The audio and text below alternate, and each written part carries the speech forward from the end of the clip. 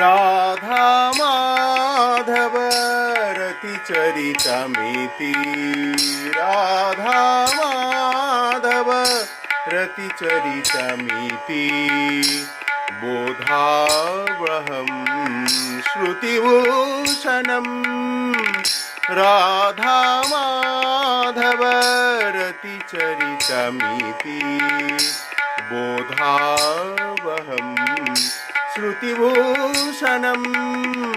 Radha Madhava रतिचरितमिति